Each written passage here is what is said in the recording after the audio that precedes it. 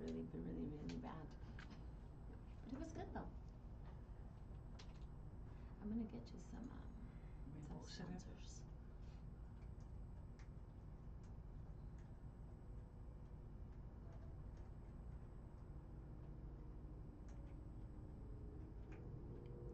Hello everyone, let me put the music down. We're starting off with our brains not loading this morning.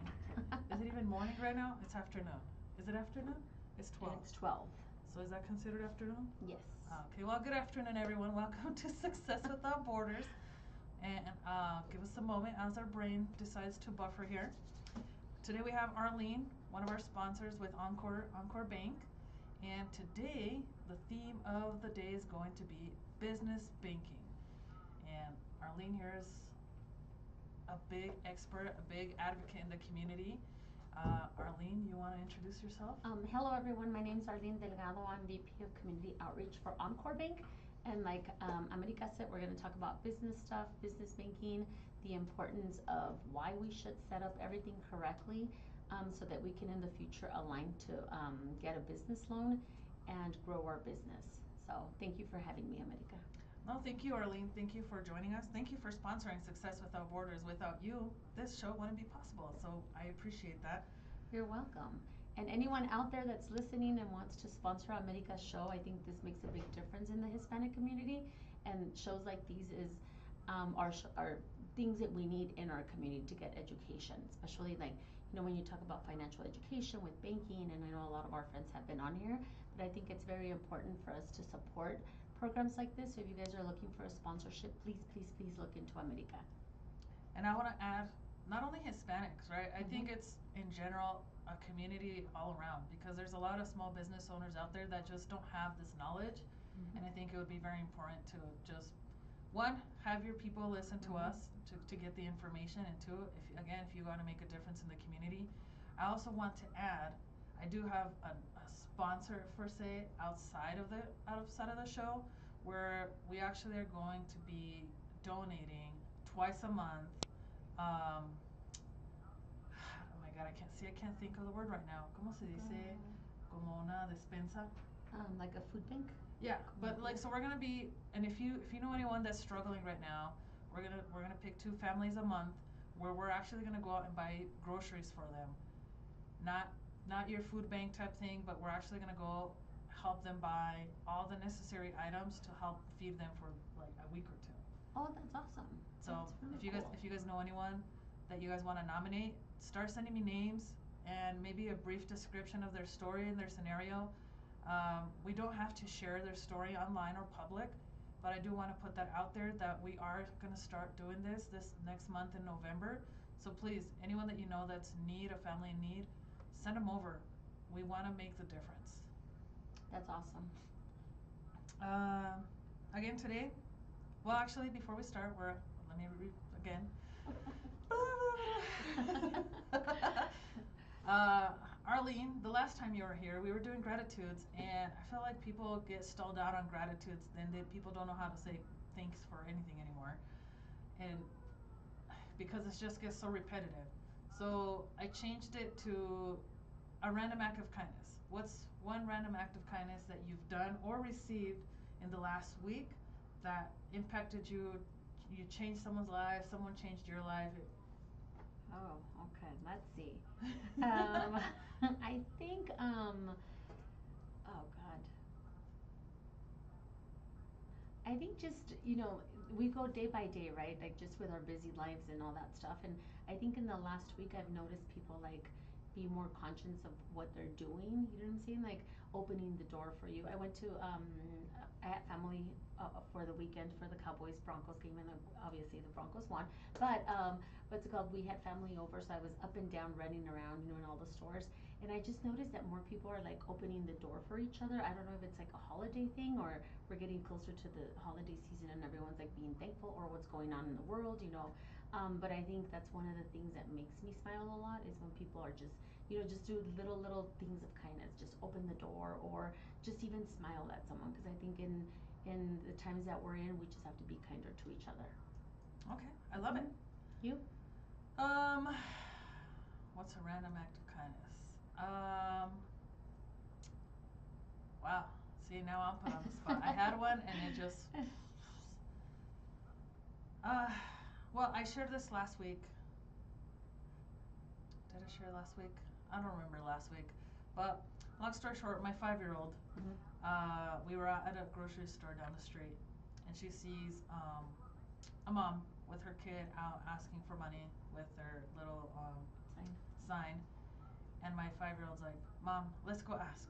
Let's go ask them what is wrong, and let's go help them. So I'm like, well, you can't go ask what is going on. But I gave her $20. I'm like, here, go give it to them. So that made my day, right? Because if my 5-year-old is seeing that, it means I'm doing something right. I am leading by example. So that to me was, I don't know, proof that I'm doing something right in this world. Yeah, yeah. I think because she's following your lead, right? She's following something that you've done in the past or that you talk about, and you do a lot of stuff for the community anyway. But I think that's really important that we teach our kids, to give back and never to be mean, at school or, if you have an extra $20, just give it to someone in need, which is awesome.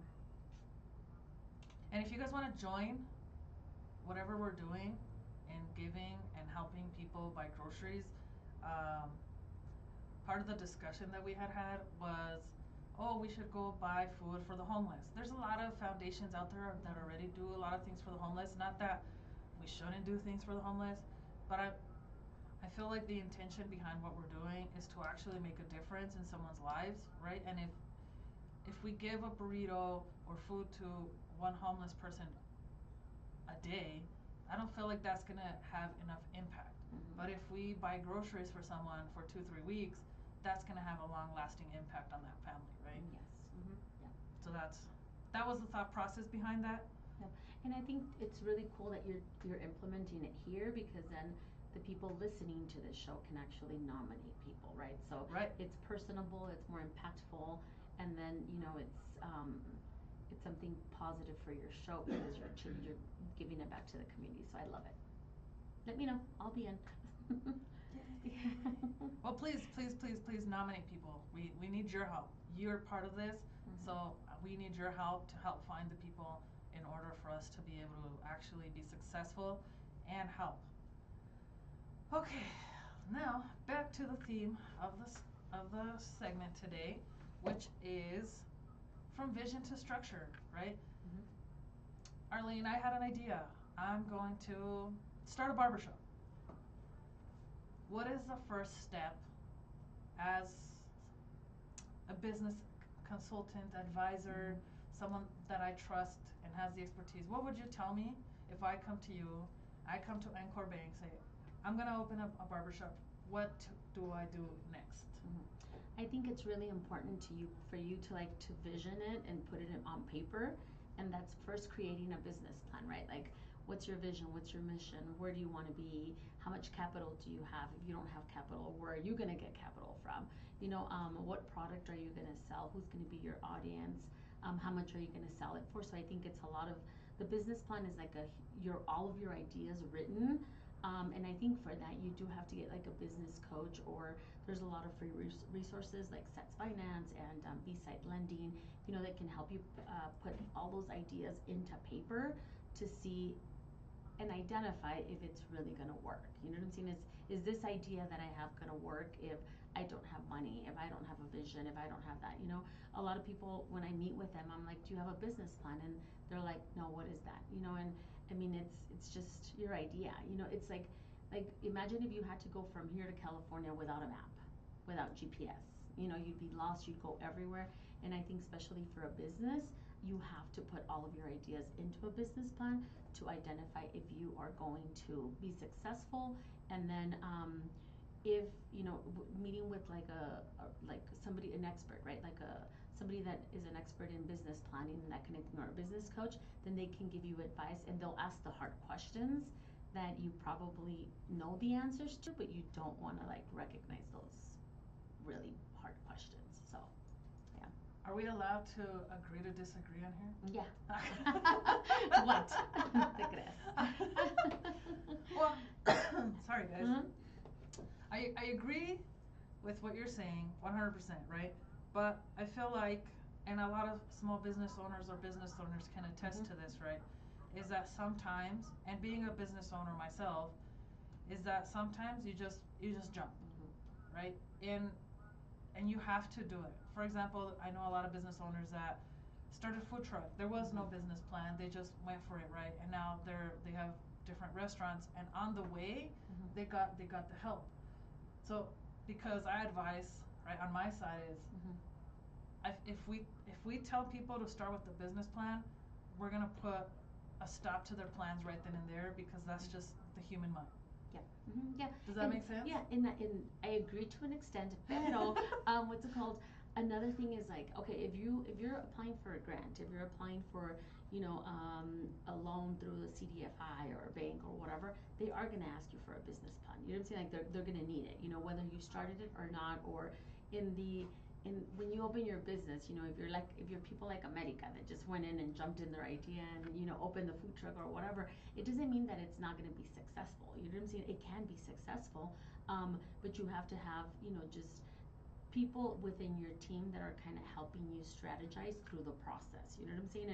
And the business plan is something that you've already pre-planned. You know what I'm saying? Not that you're gonna stop where it's at. You know what I'm saying? But the business plan is just gonna give you a better vision, right? It's gonna give you a better vision. It's gonna be just set in stone. And the business plan, I think, comes handy when you get your idea to work, right? You're like, okay, I'm gonna open a business, food truck, and it's going well. It's going well, and then you hit like just an obstacle. You can always go back to your business plan, like, what can I change? You know what I'm saying? Or what did we do wrong, and kind of assess where you're at. So I think that's why it's very important. I'm a writer. Like I write everything. I plan something and I have to write it, guys. Like that's me. And there's a lot of people that function like me. You know what I'm saying? So I think it's very important for people like us that put it into writing. And then it's really easy when you are applying for a grant, right? Like there's a lot of grants out there that nobody knows about. And you can just take your business plan and say, hey, this is my idea. This is what I want. Can I qualify for something? And then you don't have to backtrack and say, hey, you know what? Like this is my idea. I think this is my vision. This is this X, Y, and Z. So you already have it pre-planned. So I agree. I was just getting some pushback. I think you touched on a great point, right?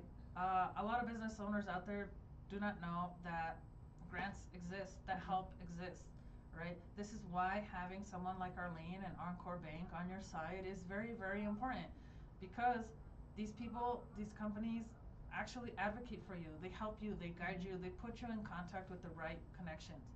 So any small business owner out there, even if you've been in the business for years, right, you still can qualify for certain grants. But it goes like Arlene said, it's finding the right people, finding the right team.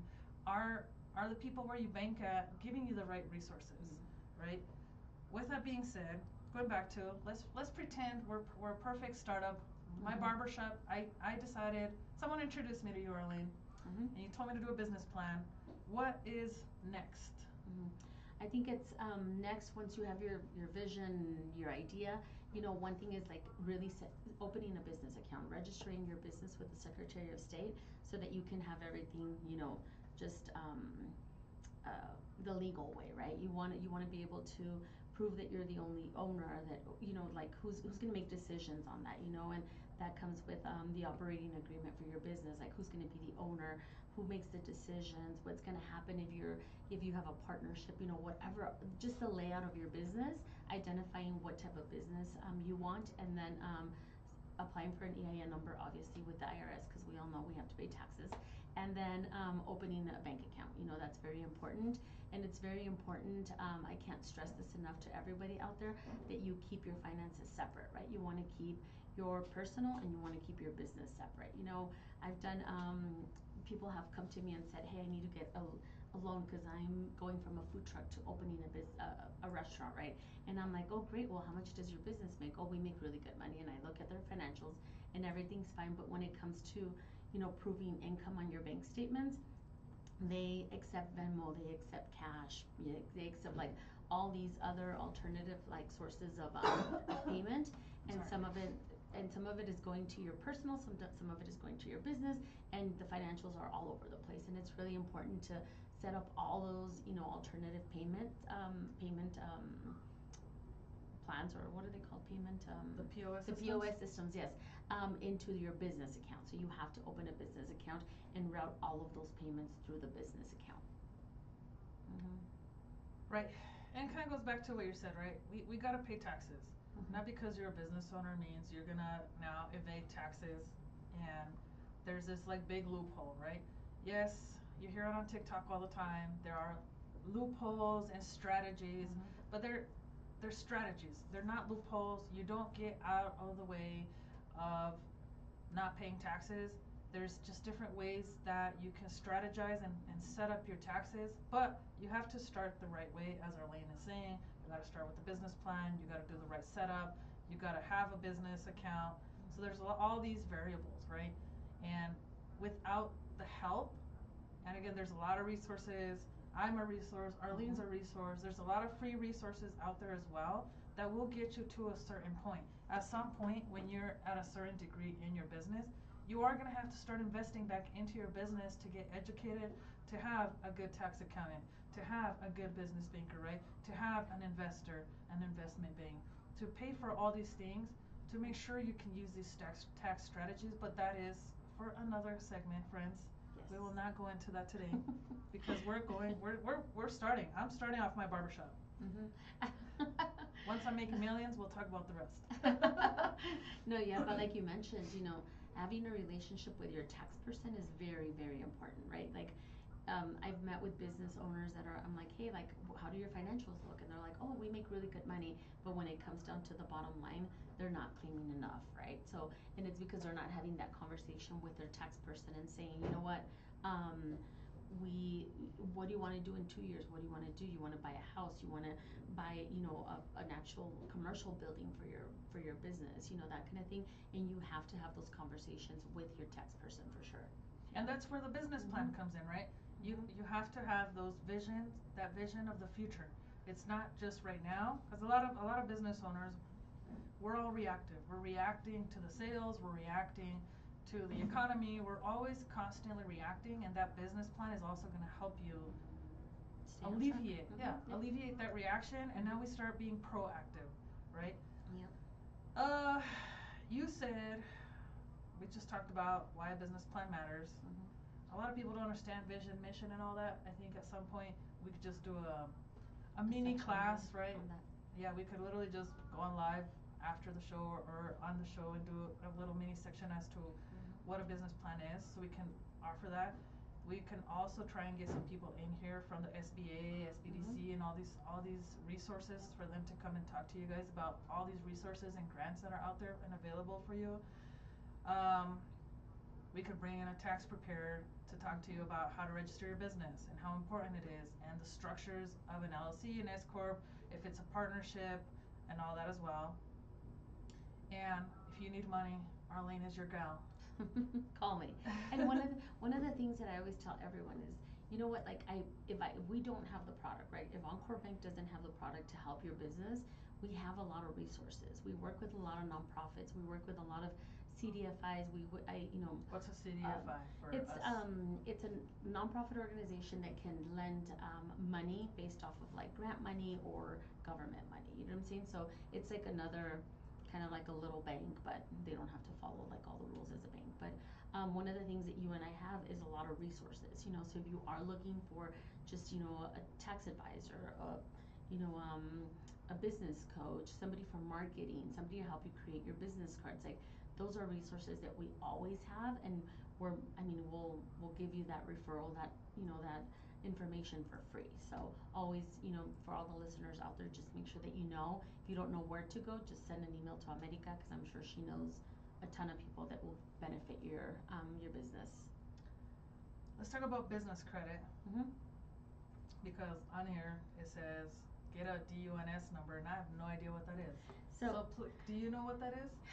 Yeah, so there's there is credit for businesses, right? There's credit for businesses. The only thing is that a lot of places, oh God, I'm trying to find out what it's called. Hold on.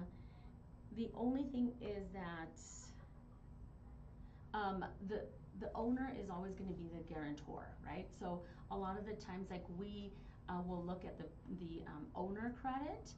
versus business credit, right? Because a lot of businesses don't have credit one, right? And the ones that they do, there's different. I'm trying to find like some resources for you guys, but I can't find them right now.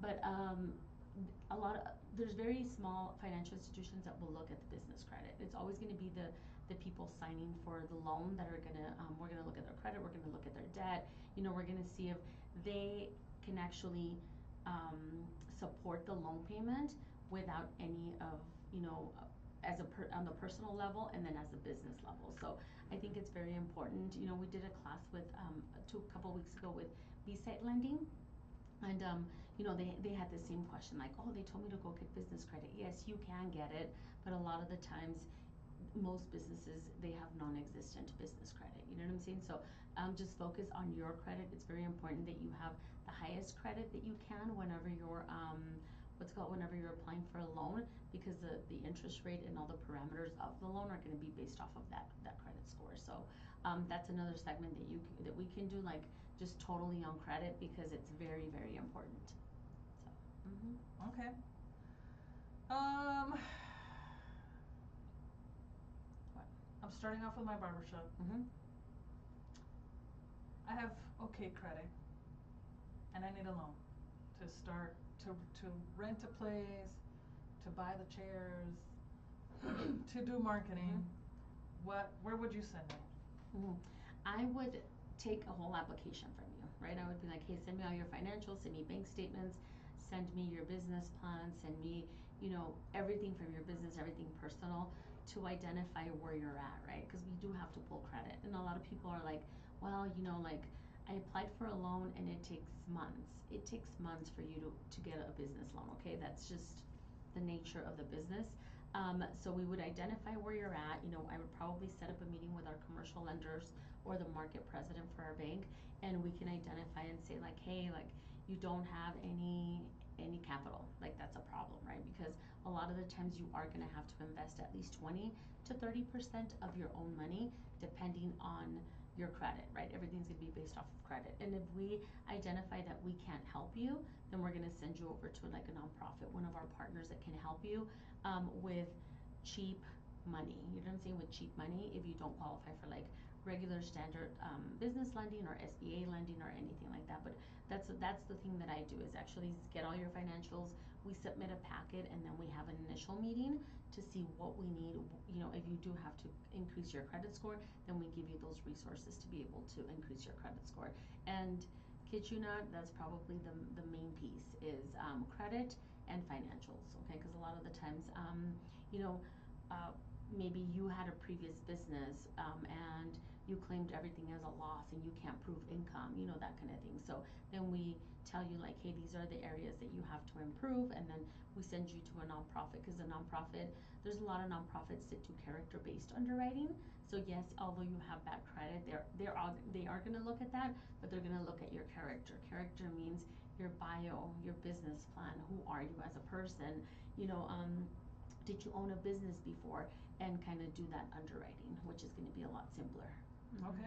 Yep. And they actually prepare you to be bankable, right? So they want you to be able to go to the next step with your next loan and actually go to a bank. Nice. Mm-hmm. We went through all your points already, Arlene. Yes. Okay. In 15 minutes. Well, we can talk about something else. What do you want to talk about? Let's talk about, let's go back to the business planning. But let's talk about the mindset that you suggest, or the mindset that people come to you first, and then the advice that you give them when they come with like a side hustle versus like they're actually bought into their idea of doing their business. For business. Yes. I mean, who hasn't had an idea, right? Like, in their minds, like, I have an idea and I'm going to do this and I'm going to do this. And I think, when I sit with people and we really talk about it, right? And I'm just like, okay, I'm trying to think of an example of someone that I sat with. I can't right now, but it's once we get talking, right? Once we get talking and you give me your idea, and then we kind of go through the steps, and I can usually see, like, hey, you know what, like, it's not gonna go anywhere. You know what I'm saying? Like we need more of a base, right? We need more of a base, and then that's when I refer them to like a business coach, because I'm like, okay, you might have a good idea, but you don't know how to act on it, right? And I think, and that's the thing with a lot of people, right? A lot of people are like, oh, you know what? Like I am a carpenter, right? And I own a very successful business for carpentry, right? And then they try to be their own tax accountant. They try to be their own marketing person. They try to be their own, and a lot of the times you can't do that because your specialty is carpentry, right? Or construction or whatever that looks like. And you have to hire a professional to do your taxes. You have to hire a professional to do your books, to do marketing, that kind of thing. And I think identifying that, with a business plan, like that'll give you, all the ins and outs of your business basically. So I think when I meet with someone and they have an idea, I'll either usually send them to a nonprofit or to a business coach so that they can get something, like just a good foundation. Okay. Mm-hmm. Do you think, and just based on what you've seen, right? Do you think that a lot of these people have a solid idea, but then the follow through is just the lack of knowledge? Do you think, or the lack of support, or do you just? I'll give you an example. Mm-hmm. I talk to people that want to start businesses 24/7, right? And the mindset that I see is that they think that it's just I know how to bake bread, right? And because I know how to bake bread and I don't want to be at this company anymore, I'm gonna go bake bread on my own, right? Mm-hmm. And they're, like you said, a great baker, but they don't really understand that there's all these moving parts to just baking and selling bread, right? You gotta sell it, you gotta market it, you gotta manufacture it, and above and beyond just that one task that you were used to doing when you were an employee somewhere else, right? And I think that's what deteriorates a lot of people from actually opening a business is they don't realize the actual work it takes to be a business owner, right? Um, Yeah, because opening a business is complex, right? Like like you say, it has a lot of different divisions of this one business. And I think, when you're a small business, right? Like you guys see all these seminars, like, hey, we're offering this seminar for business owners. We're offering the seminar, for financials, for businesses. And I think as, smaller businesses, they don't have time to go to those, right? They don't have time to go to that financial literacy class or education, but they need to find ways to be there, right? Because there's a lot of free seminars, there's a lot of resources out there um, that will walk you through, that will teach you. Like nonprofit organizations have like a 10-week program for startup businesses, or and then after you do that, you have to take a couple seminars to be able to be eligible for a loan, a startup loan for $10,000. And a lot of people don't know that. And I think it's really important, if you see a seminar, I mean, one, people work really hard to give free seminars, right? We've been part of them, but it's really important that as business owners, you attend those seminars and you get educated on finances. I have a perfect example. I helped someone buy a house about 3 years ago, right?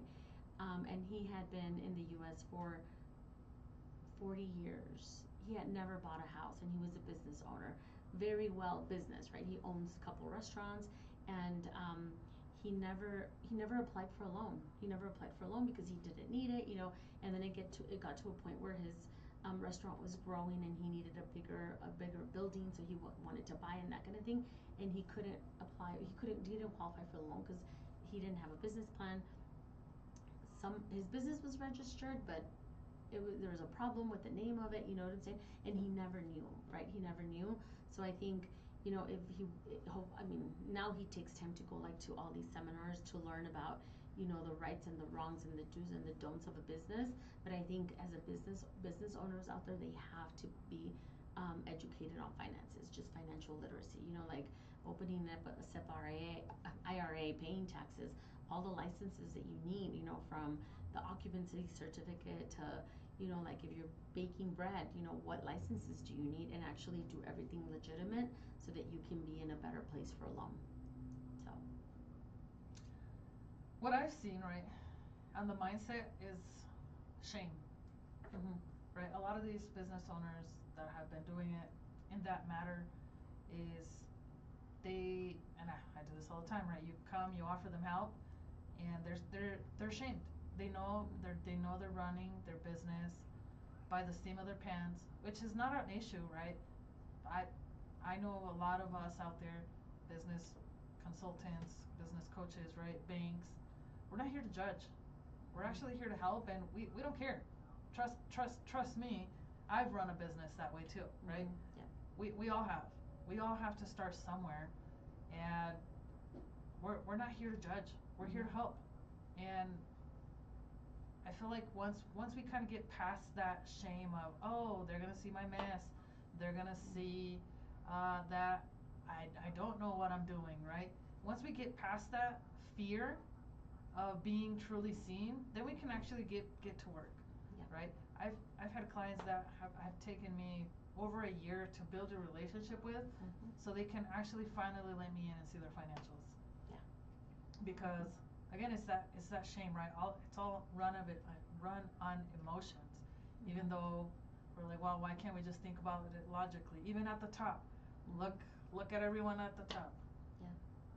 Yep. And I think, once you have that one-on-one with someone and they tell you like, hey, you're not doing this right, or asking the questions, why are you doing it like this, or you want to have a conversation with your tax person to see, if you can align yourself to like be able to buy a house in 2 years, a commercial building in 3 years, that kind of thing, then at that point you can make changes. You know what I'm saying? But you have to take the first step in asking for help, right? I mean, we never want to ask for help, right? And like America says, financials and credit, that's something very emotional. It's driven by our emotions, because then we're like, oh God, I owe too much, or oh, they're gonna see that I owe a collection, medical collection, or I didn't pay my car, or whatever that looks like. But I think if you want to grow your business, you have to take action. You have to take action today. Meet with somebody who can give you advice on your credit, that can give you advice on your financials. A business coach that's gonna help you grow your business. And I think we have to get out of that, because there is gonna be a point where, I mean, according to a business plan and your vision and your mission, right? You want to grow your business. You want to grow it to this first level, second level, third level, and it's going to get to a point where your business is going to be big. That you are going to need that commercial building. That you are going to need that, $500,000 construction, unit that you need to do a bigger job. That kind of thing. And it's really important, especially for anybody looking to get a contract with the government, or with the city, or with the state, or with the county. You need all of that. You're gonna need just you need to be in a better financial state. I was talking to a guy, he bid something for Adams County. I can't remember what it was, but they were asking him for $500,000. They were asking him to prove that he had $500,000 in his account. Okay, he didn't. So what he did is he applied for a line of credit so that it was available, but he had already known for the last 3-4 years that he wanted to do that, and he was aligning himself for bigger projects, and he's able to do it just because he was able to get a line of credit. Yep. And I mean, people, like I told you before, people think like, you know what, I'm gonna walk into a bank and they're gonna give me a line of credit today for a business. That's not the way it works. I mean, sometimes I did a loan for an asbestos company a couple months ago, and from beginning to end, it took about 3.5 months. So it's not going to be easy. It's not going to be fast. Well, yeah. All we can do is get started, right? Yes. It's all in our head. We are our own worst enemies. Yes, I agree. And like I tell everyone that I try to help, right? It's please help me help you. I can't help you. I can't want it more than you, unless you want it, right? And that's been my limit and my boundary, because in the past I used to try and drag people. Come on, let's get there. Let's push. Yeah. Let's. This is good for you. But until you see that it's good for you and you're gonna put some effort, no one's gonna be able to help you, right? So if you're looking for a business loan, if you're looking for business accounts, if you need help on building business credit, right? Arlene here is your resource with Encore Bank. And I don't know, what else what other products do you guys have? You know what, and to be honest, even if we don't have the product, right? If we don't have the product, then I can refer you to somebody that I work with, or just resources. I work with a lot of nonprofits that are business driven, so they do provide a lot of services for businesses. And a lot of the times, we tend to go to a bank that is not helping us, where we don't know the banker, where we're not getting any benefit, right, to us. And I think we have to be smarter in who we choose to bank with, because they do have a lot of resources too, and a lot of these banks don't share it with you, right? Or You know what I think it Mhm. is? I think it's that the people working there do not know their Mhm. products, they don't know Mhm. their services. So, and if they don't know, how are they gonna offer it to Yeah. you? I've, Mhm. and I say this because I used to work in banking, and there's just simple things that I know we can and cannot do, right? Mhm. And I've gone to certain banks that they're like, oh, I can't help you because of XYZ. Mhm. Yeah. What was it? I think it was depositing over $10,000. Oh yeah. Yeah. And I don't know if I'm supposed to say this online, Mm. but long story short, I was depositing checks, and that rule goes for cash. Mhm. And I think I was depositing cash. I think it was my sister owns a candy store in Brighton. If you guys want some Mexican candy and some piñatas, she asked me to go do a deposit for her, and I was depositing over $10,000. And they always they always ask you for your ID to do whatever they're doing on the back end, but the rule is it's per deposit, right? Yeah. For deposit. It's per deposit, per account. So I was depositing this money into different accounts. Two of them were over the limit, but this banker wanted to do a report on every single account because I was bringing in more than 10,000. I'm like, that's not how this works. Mhm. Yeah.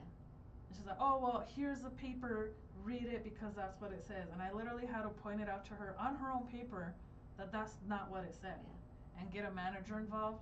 And unfortunately, right, a lot of things get lost in translation and in training. And you just, again, you have to work with Mhm. people that are knowledgeable, that actually take the time and dedication to learn their Products. products, Mhm. their services, and even just the job, to be honest. Like, there's a lot of people out there, a lot, there's a lot of professionals out there that really don't represent their position, their job to the most benefit for you. Mhm. Yep. So it could be anywhere, right? It could be real estate, it could be mortgages, it could be business banking, it could be your insurance, Yeah. it could be your tax professional, right? We have to find, and we have to interview a lot of Mhm. these people. Sometimes, yeah, you are gonna pay more, but that payment, that if you're gonna pay more Mhm. for that service, for that knowledge, to get everything on point and done correctly, it's worth it. Sometimes we're just trying to penny pinch here and there, Mhm. but Yeah. is it really worth it in the long term? I could tell you right now, right? I've seen a lot of clients that deduct a whole bunch of information on their taxes, and I'm just like, ugh. If you haven't gotten audited yet, you are gonna get audited soon. Mhm. Yeah. Yeah. And I think you made a great point, interviewing your banker, interviewing banks, because like you say, a lot of the times we're like, oh, well, we don't want to pay, a monthly fee or this or that, but that's not beneficial to your business, right? So like one of the things that we love to do at Encore Bank is do like a banking analysis of where you currently bank versus what we can offer you, right? And a lot of the times we'll talk to people like, hey, why don't you use treasury management tools? Why don't you use like the wires and the online banking that you can offer payroll, you can offer all this stuff, and they're like, well, I never knew about it, right? So what we do is when you are opening an account with us and you're either a restaurant or a store, or like your sister's candy store that accepts the debit card payment and stuff, we'll ask you for your last three bank statements, and then last three bank statements for your POS machine, so that we can compare. Because yes, our fees might be a little bit more, but in the long run it's going to help you, right? You with what the packages that we have, you might even be able to pay for your entire POS system. You know what I'm saying? So it's, and I mean, Encore Bank, we're a commercially focused bank. We know that we're not going to be the bank for everybody, right? We have two branches in Colorado, one in Boulder, one DTC. we're digitally focused. So we want those businesses that are going to do everything online, via your phone. We don't have a 1-800 number. When you call somebody at the branch, or if you open a business account with me, you can call me and I can resolve your issue. So we do banking just a little bit different. We don't want to be the biggest bank because we're not going to open a lot of branches all over the place. So we have more of a consultative sales approach. So we do meet with business owners. We meet with a commercial lender. We meet with our treasury management manager, and then we meet most of the time. Our market president will be there just to give his advice on everything in your business, and we want to help you grow your business. So we know we're not going to be the bank for everybody. Like, we just know it, and we're okay with it. Yep. So if you guys want to do that, just give me a call. My number is 303-429-0804, or America has my information. But that's one of the things that we like to do. And then if you have any loans that you want to refinance, we can actually look at them, see if we can refinance them, and just have a better package for you. Yep. So yeah. Biggest takeaways from today. You have an idea, do a business plan. You have no idea what a business plan is, just honestly, I've seen people at a bar jot down an idea, and that is a business plan. It's a starting point, right? Put your thoughts on paper. It doesn't have to follow structure. Just get it out and write it. And if you don't know how to go from there, you have resources, right? And it's not just Darlene and I. There's so many resources out there. That's step number 1. 2, interview tax accountants to make sure that they're going to have your best interest for you, and they work for you. I know a lot of tax preparers out there that work for the IRS or work for themselves. Yeah. Or let you do whatever you want. If you go tell them, I don't want to pay taxes and let's do XYZ, they will do it. So sometimes when people actually work for you, they're going to tell you no. And they're going to tell you why. And they're going to give you the best advice they can. So that's also something that we have to accept as business owners, right? When you go out there to the market, is that you are going to get some no's, but it's for your own benefit. Yep. And I think too, especially with tax accountants or CPAs or whatever, like you can call them today and be like, hey, can you send me my profit and loss statement, my balance sheet, all my financials? And most of the time they won't be able to do that. They won't be able to do that. And a good CPA, a good tax person will, and I think because they have access to your bank accounts, they have access to everything, because they have your best interest is their best interest, right? So I think it's really important. One of the tax people that I like to refer, he basically told me, he's like, Arlene, if you send me a business account and I can't do their booking and their taxes, I'm not going to help them. He goes, because there's too much misinformation, or information is going to get lost from one thing to the other, and then I might do something wrong. So just make sure that, like you said, interview tax advisors, interview tax accountants, that kind of thing, because they do have to have your best your best interest has to be their best interest. So that is true. Or we could be like, what's this guy? Is it Steve Harvey? Yep. Did you ever see what happened to him? No. He had worked with this accountant for years. You can literally Google this. And this CPA was withdrawing money, paying his taxes, and then all of a sudden, the CPA passes away, and I think one of the kids of that CPA was like, hey, I have all these checks here, and I don't know what happened to that money, nor those payments towards the IRS were not made, and CPA is gone, so who do you go after, right? And Steve Harvey had to pay millions of dollars to the IRS. 22 million. Ah, yeah, that's a lot of money. 22 million, yeah. Yes. Yeah, and I think, if you get audited, right, like you talked about getting audited and stuff, and, some CPAs are no longer in business, and what do? You're just like, well, I have this and they gave me this, so make sure that you have receipts for all of your expenses, and you keep really good track of all your business stuff. Just because one, you want to be bankable, right? I don't even know if bankable is a word, but you have to be bankable. And if you're not, you're going to be limited on how fast you grow your business if you don't use your own capital. Mm-hmm. So, As my brain is buffering, ideas are coming on the side note. I just had a really great idea. You need like a mental notepad, like just put it on there. I do. It's like, oh, that's a great idea. Yeah. Oh, jeez. I don't know, Arlene, anything else you want to add today? No, just make sure that you're doing things right with your business, especially if you want to grow and you want to get it to the next level.